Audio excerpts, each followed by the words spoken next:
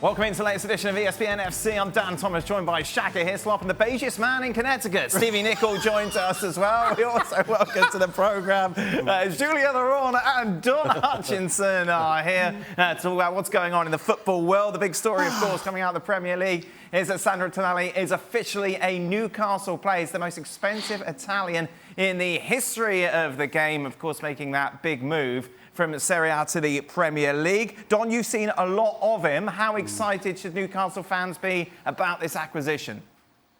Very, Dan, because not only in his own ability, it'll be the ability to bring other players like Bruno Guimaraes into the game even more, because he plays a variety of positions. He's not just a central midfield player in terms of a defensive one. He's best when he's playing as a number 8, but I think for Newcastle he'll play a little bit deeper, probably alongside Joe Linton, and then Bruno Guimaraes will probably get freed up a little bit more to go and express himself. But they're getting a really hard-working player. They're getting a diligent player. They're also getting a player that I think can take on instructions very well from different coaches. And I think when I look at this 11 here, that looks very, very exciting to me. Of course, Tonali can play where Longstaff is, but I think that's not a bad Newcastle 11. I think that's pretty strong.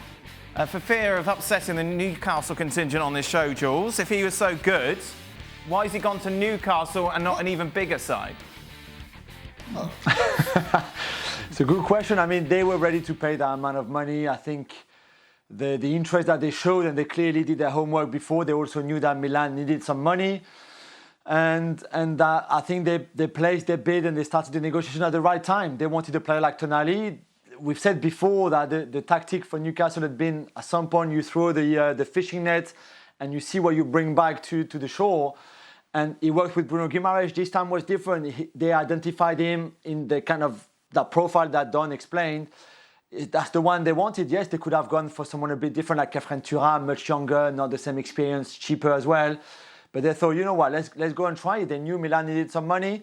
And in the end, this is a deal that worked for the two clubs. Certainly, Newcastle were ready to pay that amount of money. It's a lot of money, 80 million euros. Milan wanted that money. For Tonali, who's a Milan fan, it's a little bit different. I think in his mind, 6 weeks ago, he never thought he would leave Milan, and let alone to go to England. So for him, obviously, it's a bit different. But for the two clubs, it's a very good deal. Mayor of Newcastle? It makes a lot of sense in the quality that Tonali brings. I'm just not sure, certainly, as Don has Newcastle lined up, whether you get the kind of quality from wide areas from Joe Linton and Longstaff. I think both of those quality players, Longstaff can play better out wide. I just like Joe Linton through the middle, as I do Guimaraes, as I do Tonali. So now all of a sudden you have three players who I think are very good box-to-box midfielders, and you're trying to shoehorn them in and get quality from wide areas from one of them. So I'm waiting to see exactly how that works. But I don't think there's any questioning Tonali's quality, his abilities in winning the ball as a defensive midfielder, or when he does choose to go forward, what he brings. And that is not as often as he prefers to sit in front of that back four. Shaka's saying the money should have been spent elsewhere. Do you agree? No, I think it's a good sign. I think it's expensive. I think it'll be a 4-3-3. You know, whether it's Almiron, San Maximan, or Murphy or Willett.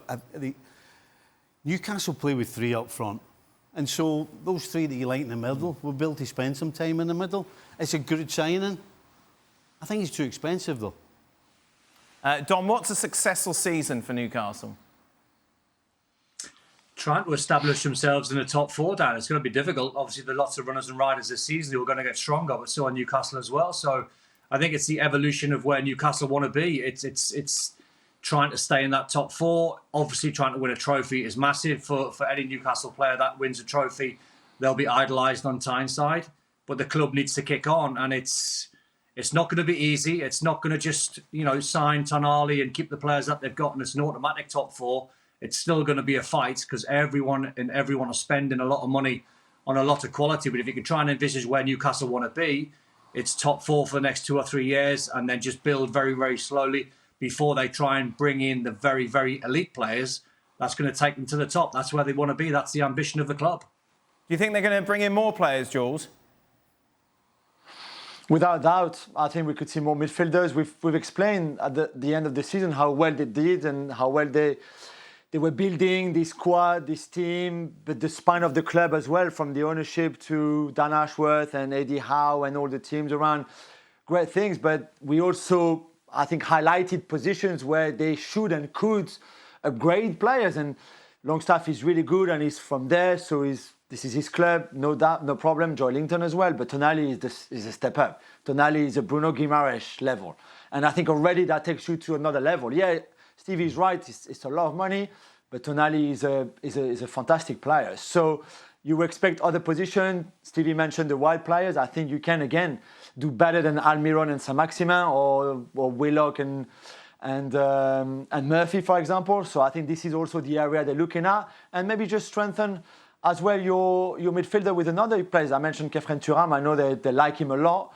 I don't know if it's enough to go and spend the 50 million euros on him, especially after the under 21 euros, the terrible euros that he had. But this is the idea. I think they will maybe add 2, maybe 3, to just make this squad even more competitive, even more solid, even more loaded in quality as well as quantity. Because let's not forget, they also have the Champions League next season. This is going to be a huge season for them with a lot of games. I think Newcastle have to add an attacker.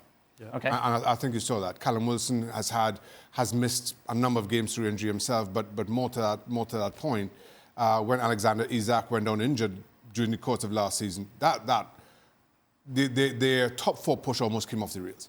And I do not think that, again, as Jules mentioned, with Champions League football and the added burden of that you can afford to not have, at the very least, cover. And which striker would you like, Shaka? If it's Harry Kane, we'll have Harry Kane. Harry Kane? We'll have Harry Kane. Mbappe? Why not? Over Mbappe? We're not going to go for Mbappe. He's too much trouble. He'll be bringing Jules along, go down the big market. Yeah. You can't have Jules down the big market. Shaq? It's a very big market, Dan. Really? What goes on there? People go to the market, Dan. Really? Let's carry on. But try to regain some sense of seriousness about this. You want a striker? Absolutely. Okay. And I think, again, that injuries in that department almost cost Newcastle last season. They can't afford that again.